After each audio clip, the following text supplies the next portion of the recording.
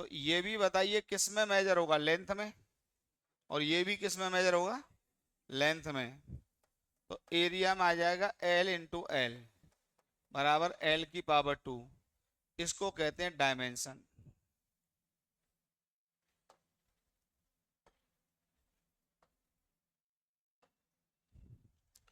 इसको क्या कहते हैं, डायमेंशन। जैसे यहाँ पे L⁻, एक तरह से 1 है, तो यहाँ पे इसका डायमेंशन कितना है, 1 है। This is called dimension. अब जैसे मान लो बेटा वॉल्यूम लिखते हैं हम, तो वॉल्यूम आ जाता ABC। तो ये आ जाता L इंटू एल, कितना आ जाता, L⁻3। तो डायमेंशन कितना हो जाता है इसका, डायमेंशन ऑफ लेंथ बराबर 3। डायमेंशन ऑफ लेंथ कितना हो जाता है, 3। लिखो, लिखो, हर चीज लिखनी होती है। वो तुम्हारा दोस्त नहीं आया आज, कल वाला, वो भी घर चला गया। इधर बैठो आराम से आके, दिखाई दे रहा है तुम्हें प्रॉपर, इधर आ जाओ ना, और आराम से बढ़िया दिखेगा। तो लेंथ के डायमेंशन 3 होते हैं इस तरह से।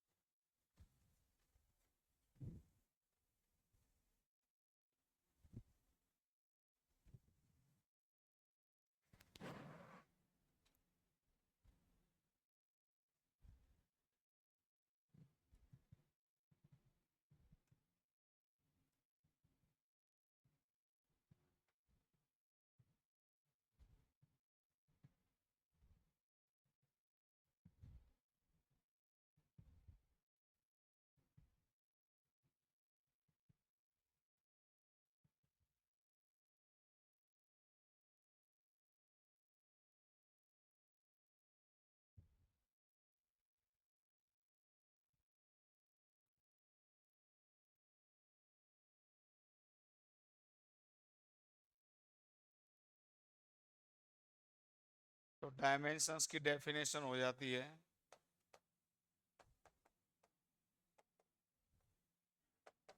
Power to which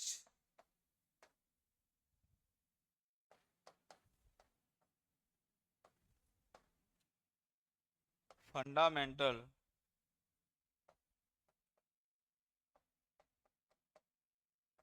fundamental quantity must be raised must be raised in order to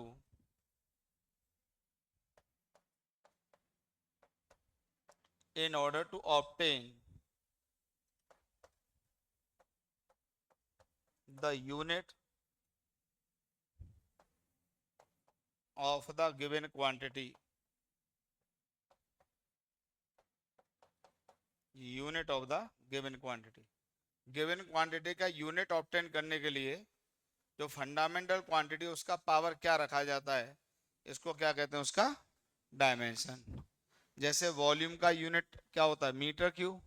तो बताइए लेंथ को कितनी बार मल्टीप्लाई करना पड़ेगा, 3 बार। या लेंथ की कितनी पावर रेज करनी पड़ेगी, 3। तो वही क्या बन जाएगा उसका डायमेंशन, वही क्या बन जाता है उसका डायमेंशन।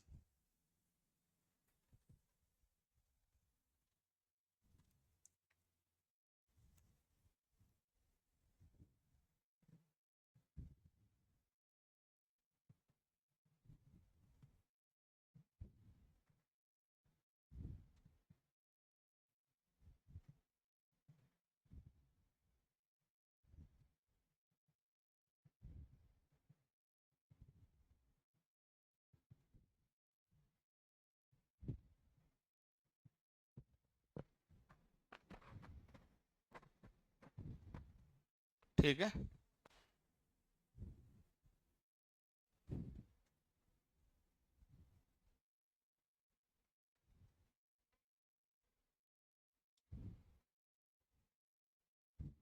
हम्म, नहीं वो चल रही फिजिक्स की, उसी में कंटिन्यू। हाँ मैथ वाले में कंटिन्यू हो गया। नहीं समझे? फिजिक्स मैथ वाले में ही कंटिन्यू हो गई। हाँ वही। क्लियर हो गया बेटा? अब देखिए फंडामेंटल क्वांटिटीज के डायमेंशंस देखो क्या होते हैं। तो dimensions of fundamental quantities,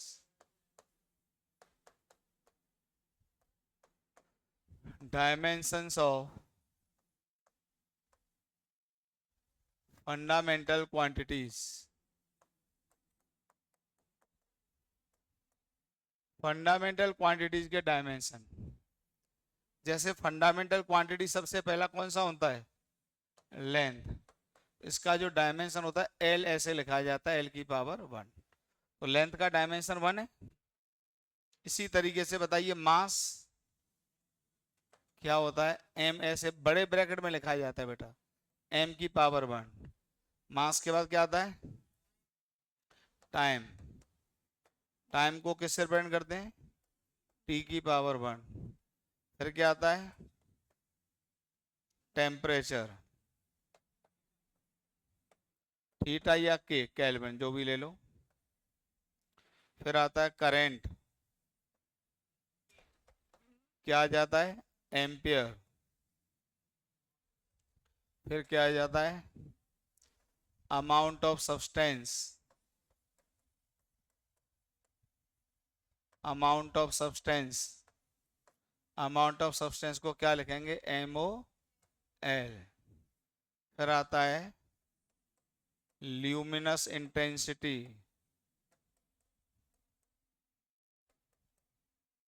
luminous intensity को क्या लिखेंगे बेटा? C D. ये तुम्हारे फंडामेंटल क्वांटिटीज के डायमेंशंस हो जाएंगे। अब जो ड्राइव्ड क्वांटिटी होगी वो इनका मिक्सचर होगी। ड्राइव्ड फिजिकल क्वांटिटी क्या होंगे? इनका मिक्सचर होंगे। हाँ तुम बड़े दिनों बाद दिखाई दे रहे हो यार। हाँ है टाइम, ये सब मतलब ये सब वो चीजें हैं जो अगर आइंस्टीन के हिसाब से सोचोगे तो वेक्टर, मतलब एज सच अगर एक शब्द में जानना चाहो तो लोग इसको वेक्टर भी कहते हैं कि इसका डायरेक्शन भी होता है, मैग्नीट्यूड भी होता है। पर हम लोग जितनी भी वेक्टर क्वांटिटी उनको इस तरह के डिस्प्यूट हैं, इनको स्केलर ही मान के काम करते हैं। जैसे टाइम पे कभी एरो नहीं देखा होगा। अब उस बहस का मतलब है, ये सब थ्योरी ऑफ रिलेटिविटी और हाई फाई मतलब बियॉन्ड आवर स्कोप, इनके डिस्कशन बियॉन्ड आवर स्कोप। मतलब जब आप बीएससी बीटेक करें उसके बाद रिसर्च करें तो ये सब उसका पार्ट है। भाई हमने कभी दो टाइम जोड़ने तो कभी सोचा थोड़ी है कि कौन से डायरेक्शन में टाइम है। हम तो जैसे कोई भी कह दे 2 सेकंड और 3 सेकंड जोड़ो, क्या उत्तर दोगे? 5 ही दोगे।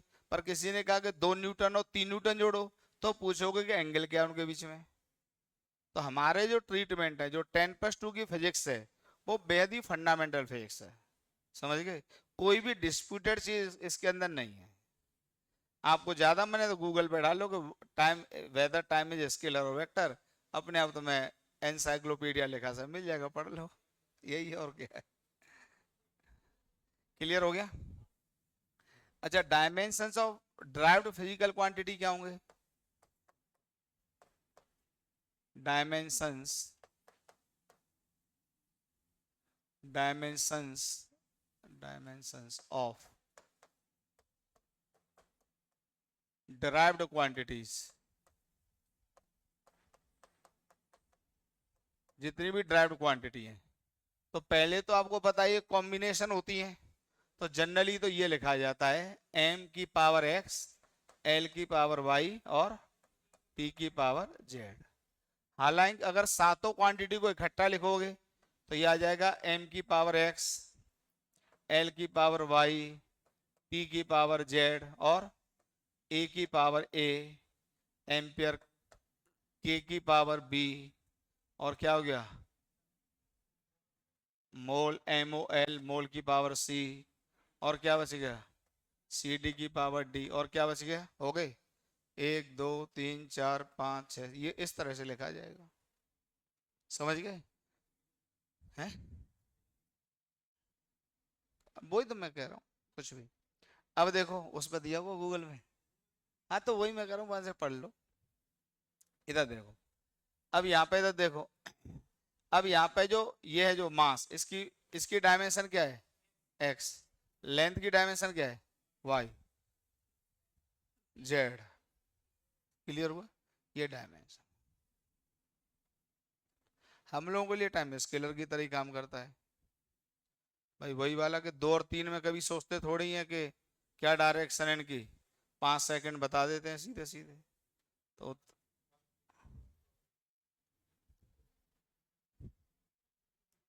तो ये तुम्हारे डायमेंशंस होते हैं।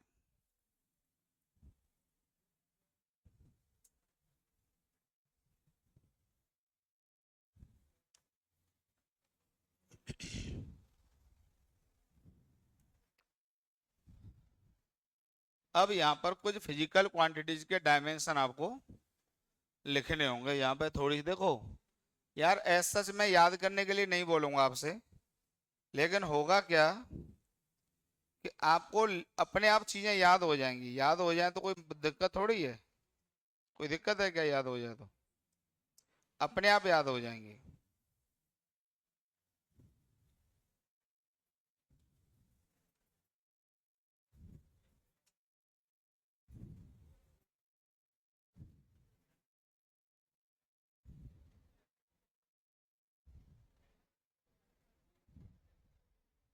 चलिए हम लोग स्टार्ट करते हैं।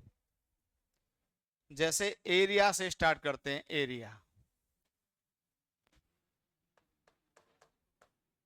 एरिया बताओ क्या होगा, एरिया क्या होगा, ए बराबर एल स्क्वायर। जैसे वॉल्यूम क्या हो जाएगा, एल क्यू। Number 3 speed. देखो अब सुनिए, अब जिसका भी यूनिट डायमेंशन एक साथ हम आपको लिखाएंगे यहाँ पे सबके। अच्छा याद मत करना, लिखते चलना, केवल उतने ही में आपके कैलकुलेशन हो जाएंगे। तो स्पीड से रिलेटेड कोई फॉर्मूला बताओ, क्या होता है बताओ, डिस्टेंस अपॉन टाइम। तो ये 100% एक ड्राइव्ड क्वांटिटी हो गई। और डिस्टेंस का क्या होता है, एल, और नीचे टी, ये क्या हो गया, L t - 1, बड़े ब्रैकेट में बंद कर देते हैं। इसको तो याद भी कर लो। अच्छा जो स्पीड का होगा वही किसका होगा, वेलोसिटी का होगा।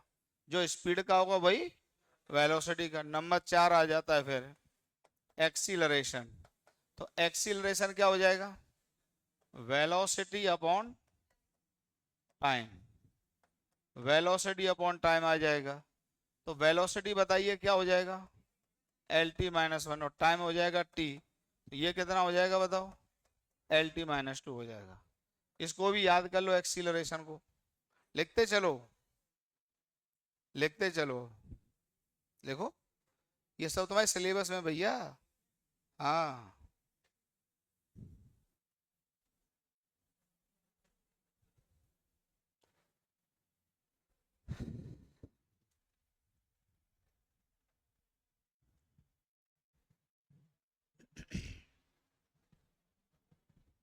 हो गया। थोड़ी स्पीड पकड़ लो, जल्दी जल्दी लिखते जाएं। जैसे इसके बाद लेते हैं नंबर 5, फोर्स। पहले मैकेनिक्स को खत्म करते हैं। फोर्स होता है मास इनटू एक्सीलरेशन, होता है ना। तो F इक्वल टू मास, और इसका हो जाएगा एक्सीलरेशन का L t - 2। तो ये हो जाता है M L t - 2। ये भी याद बना रहता है, इसमें कोई बुराई नहीं है, याद हो जाए तो। जितने याद हो जाए उतना अच्छा है, 9 तो और भी अच्छा है। उससे रिलेटेड कोई फॉर्मूला दिमाग में सेट कर लो। फिर फोर्स के बाद आता है number 6, work done. Work done होता है force into displacement. Force into displacement. बताइए वर्क डन का क्या हो जाएगा, फोर्स कितना हो जाएगा, ML t - 2 इंटू डिस्प्लेसमेंट हो जाएगा L। बताइए कितना हो जाएगा, ML/t - 2। ये हो जाएगा वर्क डन का डायमेंशन।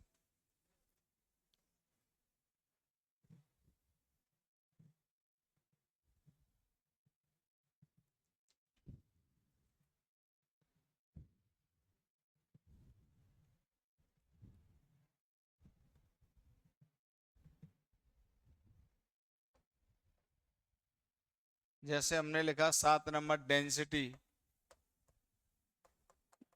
डेंसिटी क्या होता है बताओ? Mass upon volume. बताओ क्या हो जाएगा? ml। अच्छा, डेंसिटी के बारे में थोड़ा सा अलग से बताना चाहूंगा। डेंसिटी फिजिक्स में 3 तरीके की होती हैं। एक होती है लीनियर डेंसिटी, एक होती है सरफेस डेंसिटी, और एक होती है वॉल्यूम डेंसिटी। पर कुछ ना दिया हो तो हम किसकी बात करते हैं? वॉल्यूम डेंसिटी की। पर तीनों लिख लो, नहीं तो कंफ्यूजन आ जाता है। मैं बता देता हूँ। डेंसिटी फिजिक्स में आपको 3 तरीके की मिलेंगी। डेंसिटी 3 तरीके की मिलेगी। क्या क्या मिलेगी? लीनियर डेंसिटी, ये दूसरी मिलेगी आपको सरफेस डेंसिटी, और तीसरी मिलेगी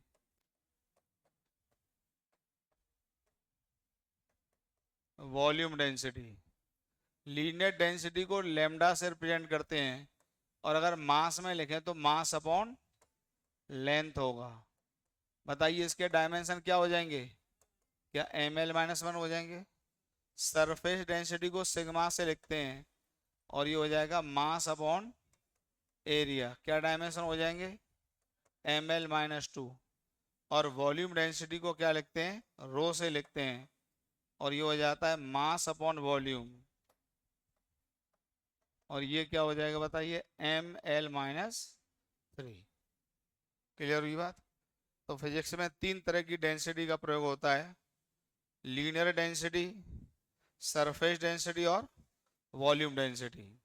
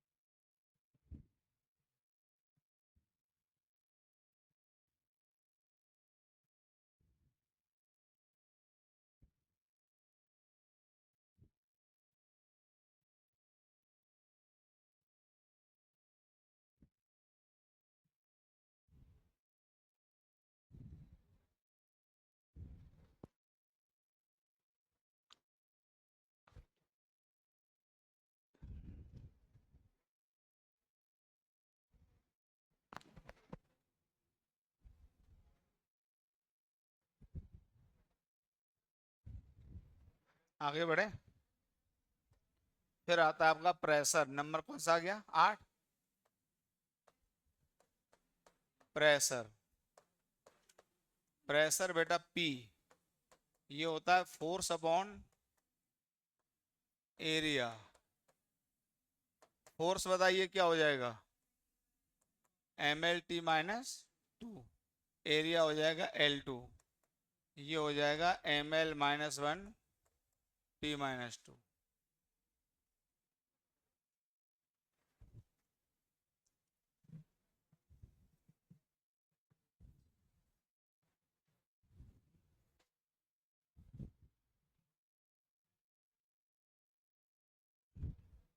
फिर आता है number 9, momentum.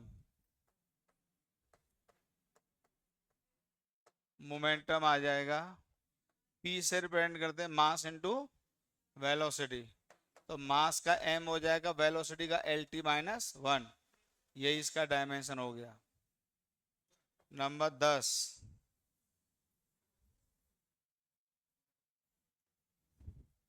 Find the dimensions of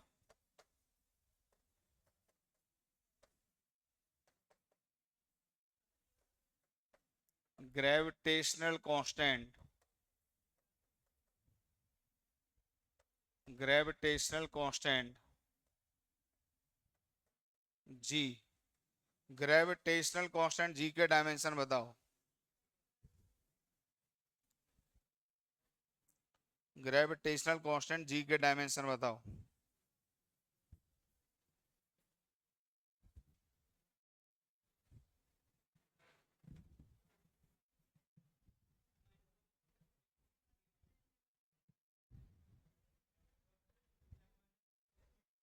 अब देखिए कोई ना कोई फॉर्मूला हमें निकालना पड़ेगा।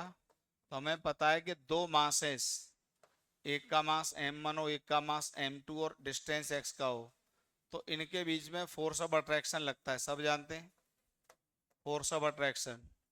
तो ये फोर्स ऑफ अट्रैक्शन बताइए क्या होता है, जी m1 m2 upon x square होता है। सबके डायमेंशन पुट कर दो नॉन क्वांटिटी के। बताइए f का डायमेंशन अभी भी पढ़ाया है क्या, mlt-2, यहाँ पे g बच गया इनटू ऊपर का डायमेंशन क्या हो जाएगा m2 और नीचे का क्या हो जाएगा l2। तो एक m से एक m गया, तो यहाँ से जो g का डायमेंशन आएगा ये आ जाएगा m की पावर -1 l की पावर 3 और t -2, सही है, ये आ जाएगा।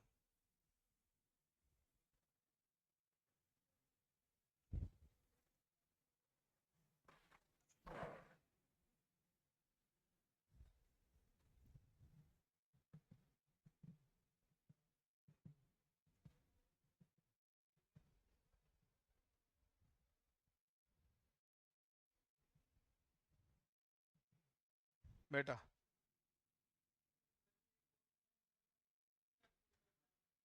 कांस्टेंट दो तरह के होते हैं, ऐसे भी कांस्टेंट होते हैं जिनके कोई डायमेंशन नहीं होते, और ऐसे भी कांस्टेंट होते हैं जिनके डायमेंशन होते हैं।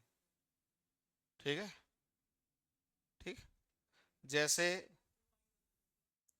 बता रहे हैं, जैसे v equal to u plus या v square equal to u square twice a s होता है, ये भी एक कांस्टेंट है और इसका कोई भी डायमेंशन नहीं होता।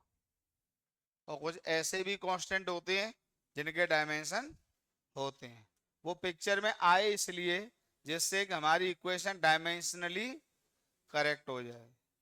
ठीक है, अरे हाँ कि ना, पहले ये फंडा अपना दूर करो कि ये दिमाग से निकालो कि जो कांस्टेंट होते हैं उनके डायमेंशन नहीं होते। ठीक है, ऐसा नहीं है। जैसे find the dimension of spring constant, find the dimensions of spring constant, spring constant के डायमेंशन फाइंड आउट करो, स्प्रिंग कांस्टेंट के डायमेंशन फाइंड आउट करो। हैं, देखो स्प्रिंग फोर्स सबको पता होगा क्या होता है, स्प्रिंग फोर्स क्या होता है F इक्वल टू के एक्स। ये K क्या होता है इसमें, स्टेबनेस कांस्टेंट या स्प्रिंग कांस्टेंट, इसी का नाम होता है स्प्रिंग कांस्टेंट। अब बताइए फोर्स के डायमेंशन क्या हो जाएंगे, mlt-2, K का निकालना और हो जाएगा L से L चला जाएगा, तो K का डायमेंशन क्या हो गया mt-2 हो गया।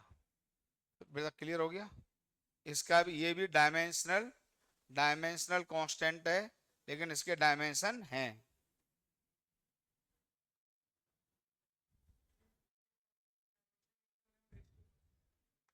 है?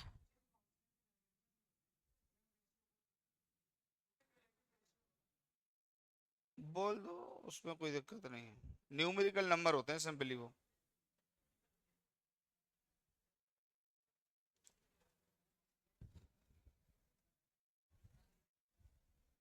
Find the dimension of electric charge, बेटा बातें ना करो, find the dimensions of electric charge, electric charge के डायमेंशंस फाइंड आउट करो, find the dimensions of electric charge.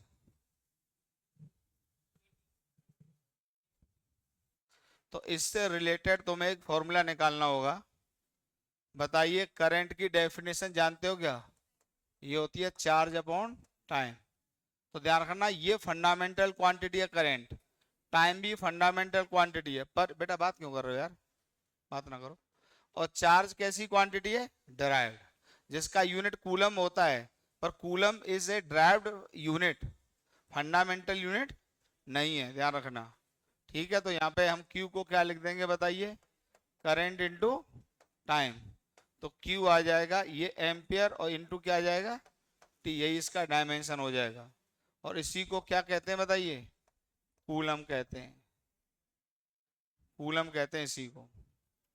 तो coulomb is a derived unit, लिख दो अलग से, क्वेश्चन आता है कई बार, कुछ लोग इसको फंडामेंटल यूनिट समझते हैं।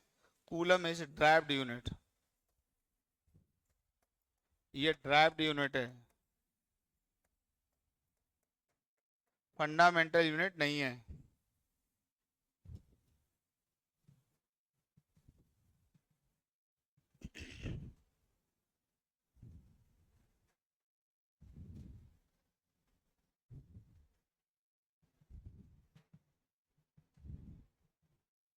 आगे बढ़े।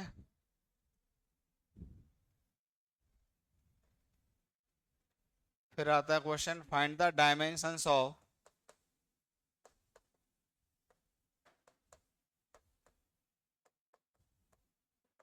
Find the dimensions of electric potential.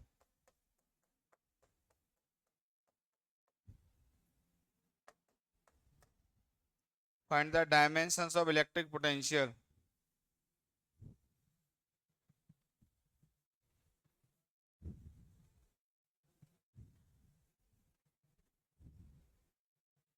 Find the dimensions of electric potential.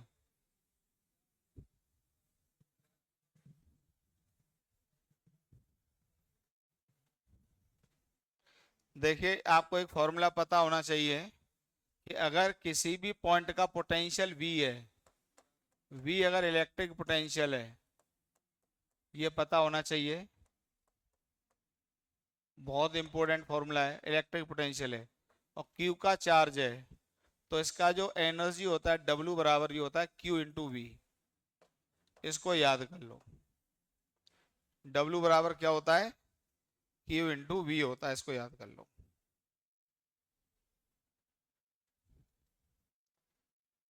तो अब यहां से आ जाएगा वोल्टेज का डायमेंशन, बताइए V बराबर क्या हो गया, W अपॉन Q हो गया, और W क्या था, force into displacement upon Q हो गया। तो बताइए वोल्टेज का डायमेंशन, फोर्स क्या हो जाएगा, mL t-2, और D हो जाएगा L, और Q आ जाएगा A इंटू टी। तो बताइए इसका डायमेंशन क्या हो गया,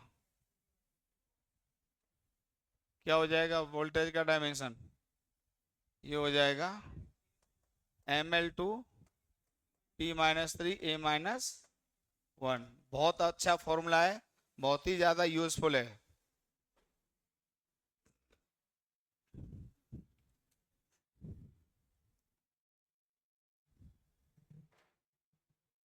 तो फॉर्मूले से नहीं लिख रहे हो, तुम्हें जीवन में नहीं आएगा, तुम्हारे सारे सवाल गलत हो जाएंगे एग्जाम में जाके। तुम क्या, तुमने फॉर्मूला तो लिखा नहीं है वोल्टेज का, और तुम्हें जीवन में एक डायमेंशन याद हो जाए तो मैं पढ़ाना छोड़ दूंगा, तुम्हारे सारे क्वेश्चन जीरो जीरो आएंगे नंबर, एग्जाम दे के देख लेना। ये भाई साहब क्या कर रहे हैं, ये सोच रहे हैं कि हम डायमेंशन का फॉर्मूला याद कर लें, तो किताब में भी लिखा है, याद हो जाएंगे, कभी नहीं हो सकते। फॉर्मूला याद होता है, प्रोसेस याद होता है, तुम्हें कुछ आएगा ही नहीं, कुछ नहीं आएगा। 2 महीने बाद कहोगे फिजिक्स जीरो हो गई, कुछ भी नहीं आएगा। अगर कोई भी शिष्य गुरु के बताए रास्ते, या तो गुरु से तुम पढ़ो ही मत, और अगर तुम गुरु के रास्ते पे नहीं चल रहे हो तो 100% तुम्हारा काम नहीं होना है, होना ही नहीं है। ये मैं आपको चैलेंज से खुला दे रहा हूं। तुम उसमें लिखते जा रहे हो डायरेक्ट डायमेंशन, ये मैं क्या बेवकूफ हूं जो इतना प्रोसेस कर रहा हूँ। भाई ये तो आपके बोर्ड के टीचर ने भी किया होगा, इसको याद कर लो डायमेंशन को, लेकिन हमें तो पता है याद ही नहीं होने। आपको याद क्या होगा, फॉर्मूला, उससे मौके पे डायमेंशन निकालना पड़ेगा। आएगा ही नहीं तुम्हें, कुछ कुछ भी नहीं आएगा, क्योंकि सबसे पहले तो आपका पढ़ाई लिखाई का तरीका ठीक होना चाहिए। जब वही सही नहीं है तो तुम्हें क्या आएगा, कुछ नहीं। वही मैं कहूँ, तुम बैठे बैठे हो, हम लिखते जा रहे हैं और भी बच्चे लिख रहे हैं, बाद बाकी तुम्हारा मन है जो करो। देखो आजकल कोई किसी की सुनता थोड़ी है, जब तुम अपने पेरेंट्स की नहीं सुने तो हमारी क्या सुनोगे, उनकी सुनी है, वो भी तो चिल्लाते रहोगे तो पढ़ लो पढ़ लो पढ़ लो, पढ़ाई की नहीं की। क्या माता पिता को पता रहता है सब कि हमारा ये बच्चा पढ़ता लिखता नहीं है, उनको पता सब रहता है, पर वो आखिरी तक प्रयास करते हैं, इतना सा फर्क होता है। पता सब रहता है और हमको तो कर एक नजर में समझ में आ जाता है, हम तो आंखें देख के बता देंगे ये क्या करेगा।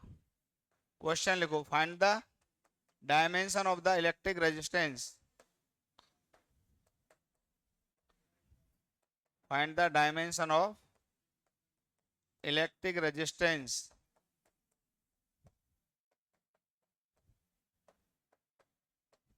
चलो निकालो।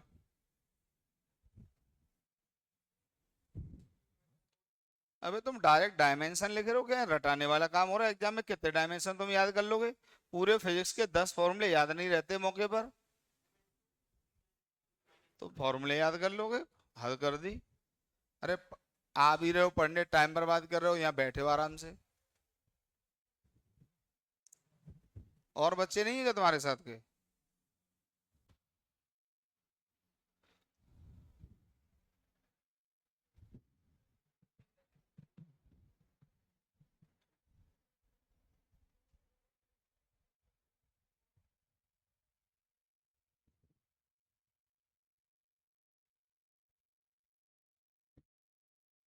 Find the dimension of electric resistance.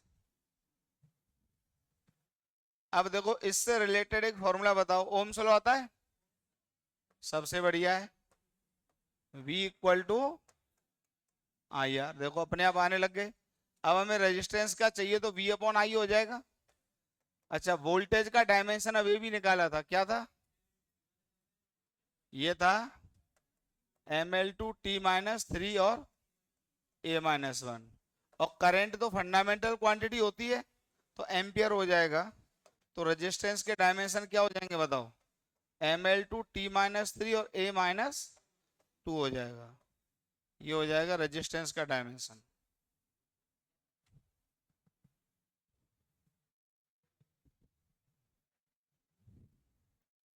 ये हो जाएगा रेजिस्टेंस का डायमेंशन।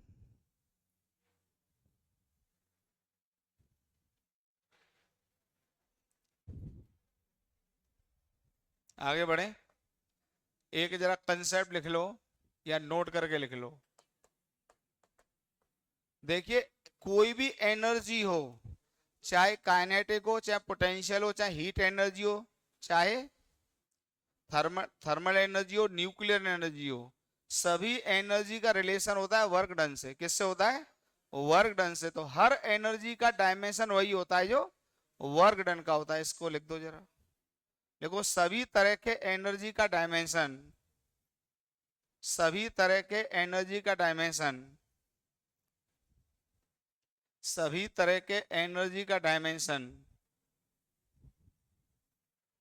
सभी तरह के एनर्जी का डायमेंशन वर्क डन के डायमेंशन होते हैं। सभी तरह की एनर्जी के डायमेंशन वर्क डन के डायमेंशन होते हैं। तो एनर्जी कोई भी हो, हर एनर्जी का डायमेंशन वर्क डन का डायमेंशन होगा। हर एनर्जी का डायमेंशन वर्क डन का डायमेंशन होगा। ठीक, तो इसी पर एक क्वेश्चन होता है, जैसे मान लो find the dimension of kinetic energy.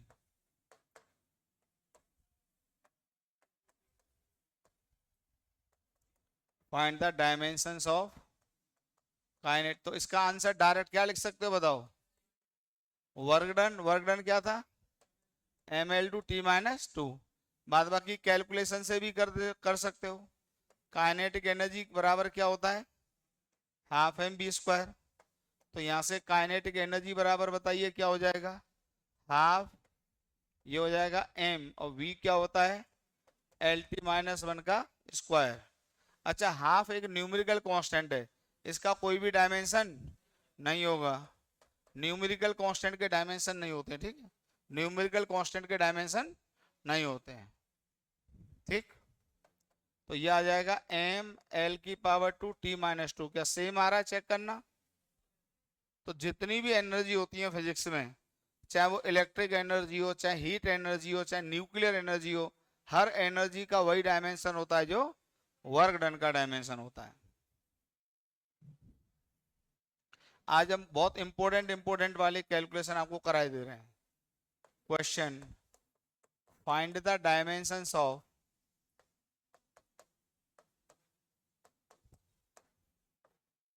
Planck's constant.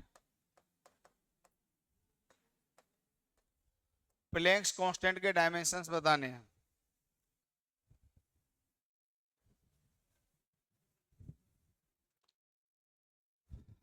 Very good बेटा।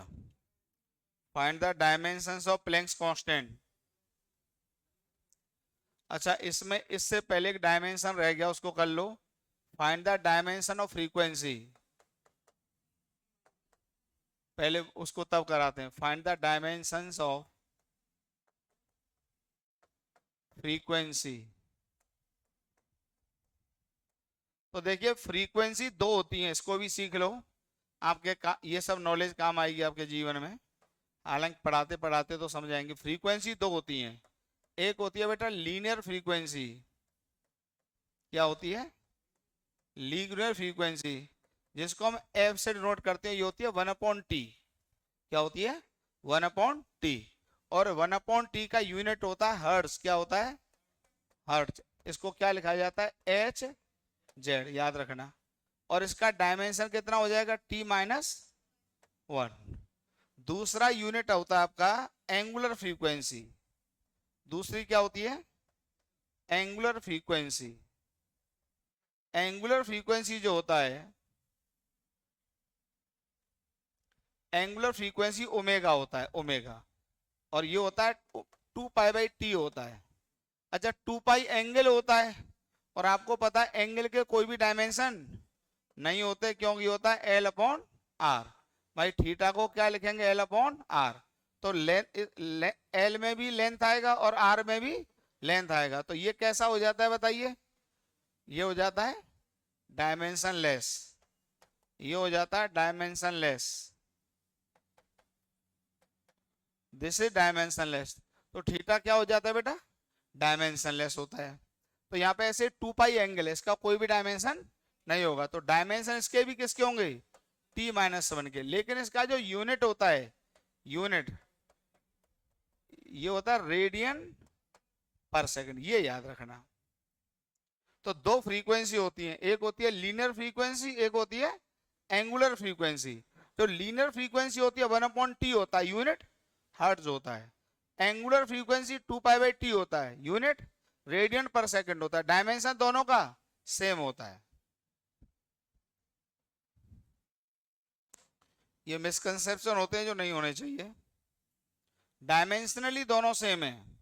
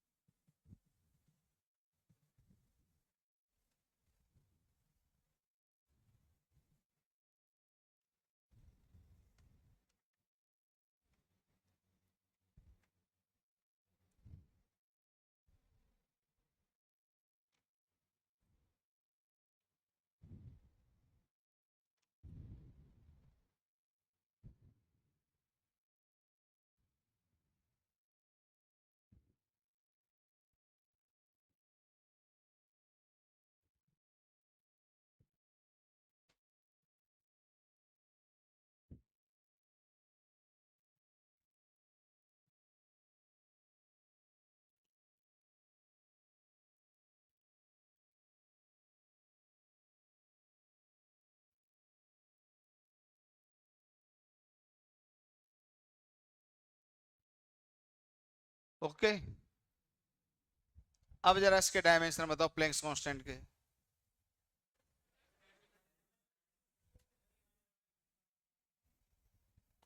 प्लैंक्स कांस्टेंट के डायमेंशन बताओ। देखिए ये एक फॉर्मूला होता है मॉडर्न फिजिक्स में जाके, E बराबर एच एफ। इसमें E होता है एनर्जी, ये फॉर्मूला होता है। H होता है प्लैंक्स कांस्टेंट। ये सब वो डायमेंशन बता रहा हूं जो बहुत एग्जाम में आते आते हैं। ये होता है प्लैंक्स कांस्टेंट। और F होता है आपका फ्रीक्वेंसी। ये होता है। तो अब ये नहीं सोचना है कि कौन सी एनर्जी है। एनर्जी का कोई भी फॉर्म हो, हर तरह की एनर्जी के डायमेंशन वर्क डन के डायमेंशन होते हैं। हर तरह की एनर्जी के डायमेंशन वर्क डन के डायमेंशन होते हैं। तो ये हो जाएगा ml/t-2। और एच का डायमेंशन निकालना है, फ्रीक्वेंसी का क्या बताया अभी अभी, t-1। तो ये एच का डायमेंशन क्या हो जाएगा, ml/t-1, ml/t-1।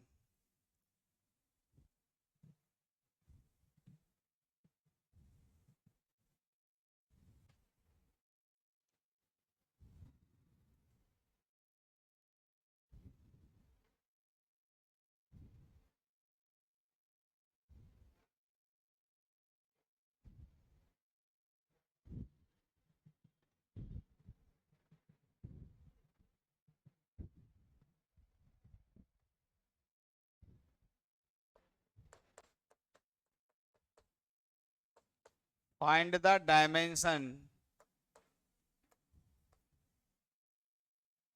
Dimensions of torque. Torque के डायमेंशंस बताओ।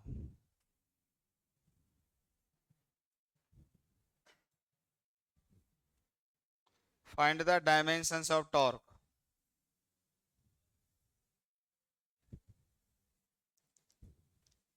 देखिए जो टॉर्क होता है उसका एक फॉर्मूला होता है, टॉर्क होता है, वेक्टर क्वांटिटी होती है, और ये होता है आर क्रॉस एफ। क्योंकि वेक्टर क्रॉस तुम लोग पढ़ चुके हो, तो ये हो जाएगा आर एफ साइन थीटा और एन कैप। अच्छा, आपको अलग से लिखना पड़ेगा, नोट करके यहीं पे लिख दो कि जितने भी ट्रिग्नोमेट्रिक फंक्शन होते हैं सभी डायमेंशनलेस होते हैं। लिखो नोट करके, सभी ट्रिग्नोमेट्रिक फंक्शंस, सभी ट्रिग्नोमेट्रिक फंक्शंस आर डायमेंशनलेस। सभी ट्रिग्नोमेट्रिक फंक्शंस आर डायमेंशनलेस।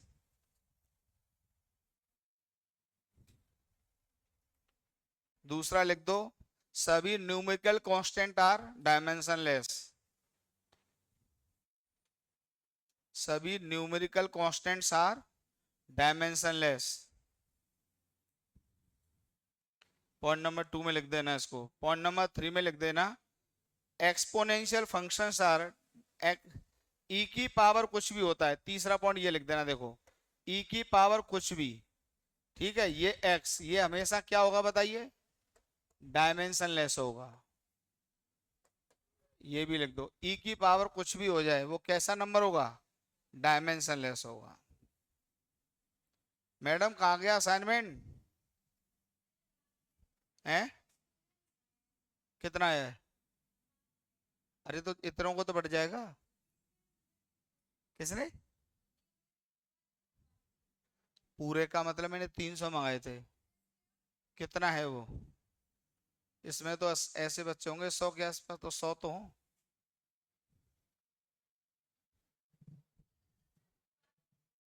हाँ, नहीं वो हैं कितने मुझे तो बता दीजिए।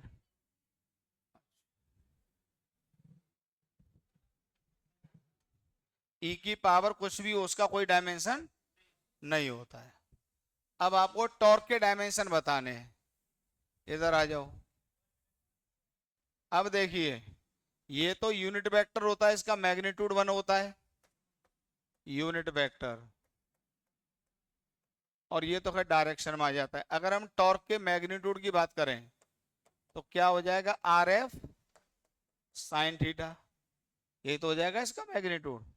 भाई आपको पता है आर क्रॉस एफ होता है, आपको नहीं पता तो हम बता रहे हैं, लिख लो, आगे पढ़ाएंगे। और दो वेक्टर का क्रॉस प्रोडक्ट कैसे ओपन होता है, आर एफ साइन थीटा, पढ़ चुके हो। तो अब आप बताइए जो टॉर्क होगा इसका डायमेंशन क्या होगा, आर क्या क्या होगा, मीटर, ये होगा एल, और एफ का क्या होगा बताइए, ml/t-2।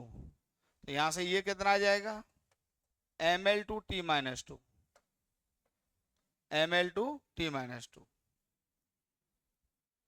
ml/t-2। बात क्लियर हुई, ml/t-2।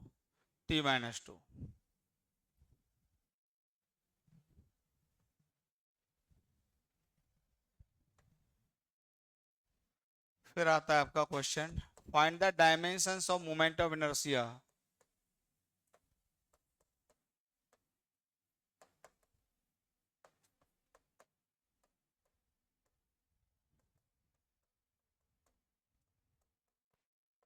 Find the dimensions of moment of inertia. तो मोमेंट ऑफ इनर्शिया होता है आई, आई क्या होता है बताइए, एम आर स्क्वायर। तो आई मोमेंट एम, तो एम हो गया, तो एम एल टू हो गया। Moment of inertia M R square होता है।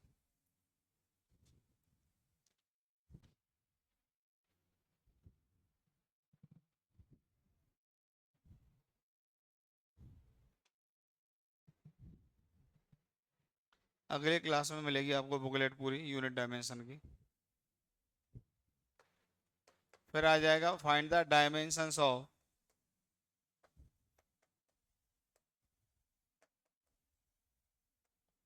Find the dimensions of stress and strain. Stress और स्ट्रेन दोनों के डायमेंशन बताओ। अगर तुम्हें 11th का कुछ भी याद है तो। याद है, वेरी गुड। शायद नहीं, एकदम सही है। तो देखिए जो स्ट्रेन होता है, स्ट्रेन का डेफिनेशन लिख लो। स्ट्रेन जो होता है ये होता है चेंज इन लेंथ,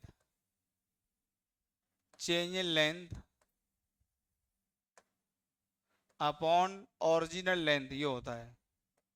तो आप समझ गए होंगे, ऊपर भी लेंथ नीचे भी लेंथ, तो क्या हो गया बताइए, ये डायमेंशन लेस हो गया। डायमेंशन लेस हो गया, ऊपर भी लेंथ नीचे भी लेंथ, तो स्ट्रेन डायमेंशन लेस होता है।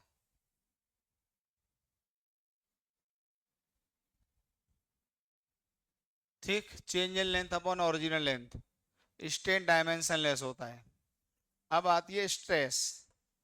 स्ट्रेस की जो डेफिनेशन होती है ये होती है फोर्स अपॉन एरिया, इसको स्ट्रेस कहते हैं।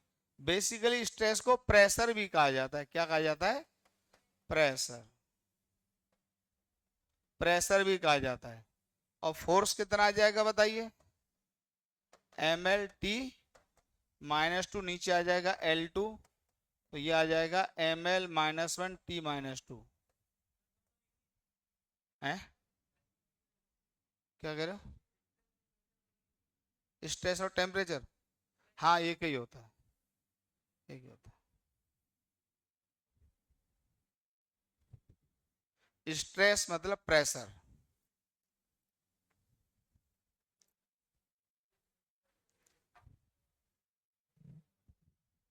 कहते नहीं कि दिमाग में बहुत प्रेशर पड़ रहा है, दिमाग में बहुत स्ट्रेस है, नहीं कहते दिमाग में बहुत स्ट्रेस है, दिमाग में बहुत प्रेशर है।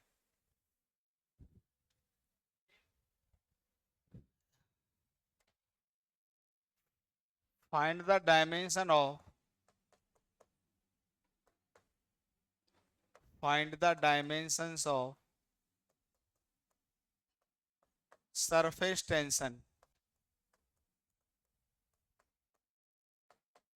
सरफेस टेंशन के डायमेंशन बताओ। Find the dimensions of surface tension.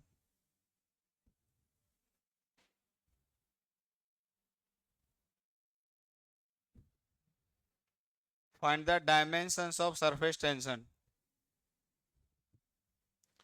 तो सरफेस टेंशन क्या हो जाएगा बताइए।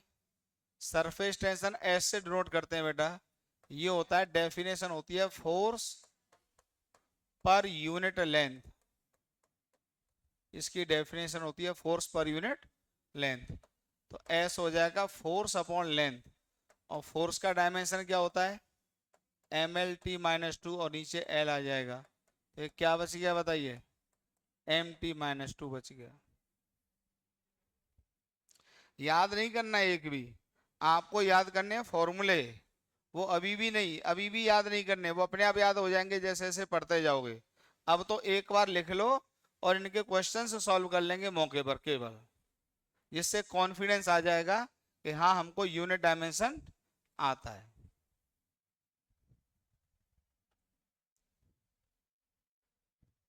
फाइंड द डायमेंशन ऑफ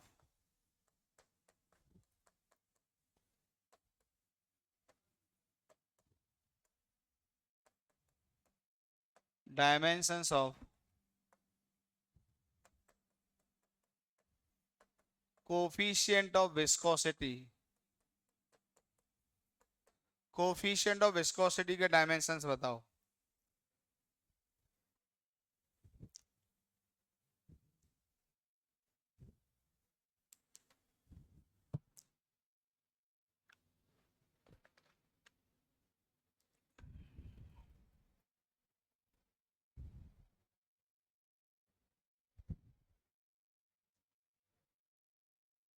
अब देखिए कोफिशिएंट ऑफ विस्कोसिटी का एक फॉर्मूला याद होता है बच्चों को, ये याद ही करना है तुम्हें। स्टोक्स लॉ होता है कि स्टोक्स लॉ, बस लिख लो केवल। स्टोक्स लॉ होता है फोर्स बराबर होता है 6 पाई नीटा आर इंटू वी। ये इतना फेमस फॉर्मूला है कि आपके सिलेबस में इसका डेरिवेशन नहीं है। ये आपको विस्कोसिटी वाले चैप्टर में डायरेक्ट याद करना होता है। क्लियर हुआ? फोर्स बराबर 6 पाई नीटा आर वी। अब लिख दो जरा, फोर्स के डायमेंशन क्या होते हैं बताइए, बताइए। M L P minus two, 6 numerical constant है और पाई डायमेंशनलेस होता है, तो इसका कोई भी डायमेंशन होगा। नीटा का डायमेंशन लिखो, आर का एल होगा, वी का क्या होगा, एल टी माइनस वन होगा।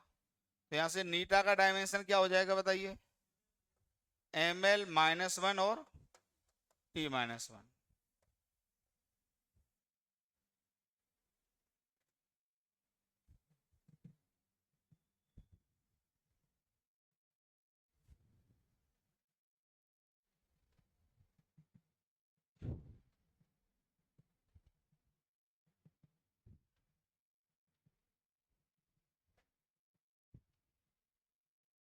मेरे हिसाब से मैकेनिकल क्वांटिटी के सभी डायमेंशन मैंने कंप्लीट कर दिए। अब ऐसी कोई मैकेनिकल क्वांटिटी तो मुझे नहीं दिख रही जिसका डायमेंशन आपको याद करने की आवश्यकता पड़े। इन्हीं को एक बार दिमाग में सेट कर लो।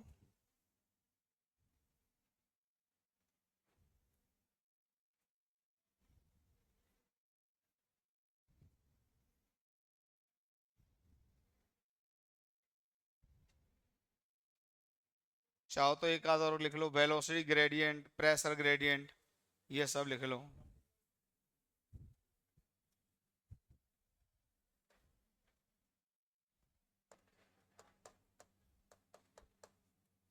Find the dimensions of velocity gradient and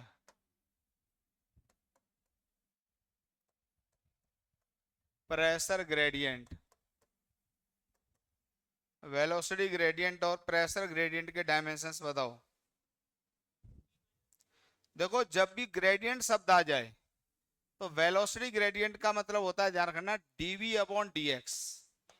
ये क्या कहलाता है, velocity gradient.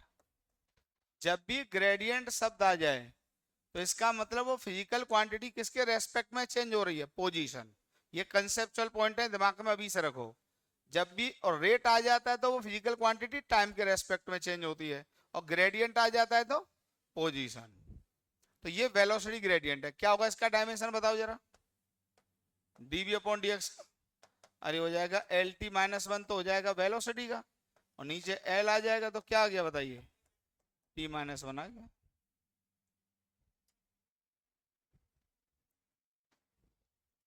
T minus one आ गया।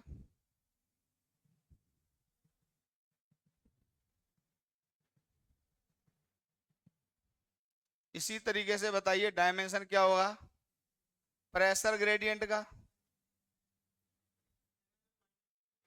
प्रेशर ग्रेडियंट क्या हो जाएगा बताइए, pressure gradient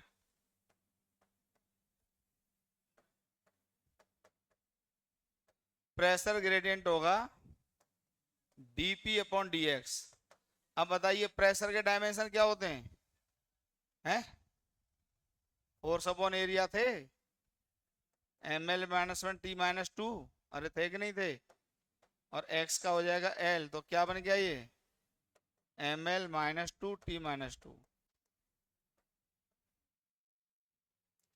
pressure force upon area था, M L T minus two upon area M L minus one T minus two, नीचे क्या आ जाएगा एल, तो M L minus two T minus to.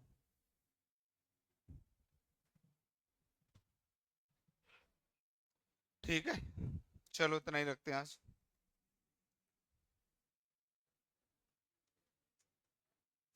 तो मिल के जाओ, पिछली क्लास में आए थे मिलने, न मन हो तो मत मिलो।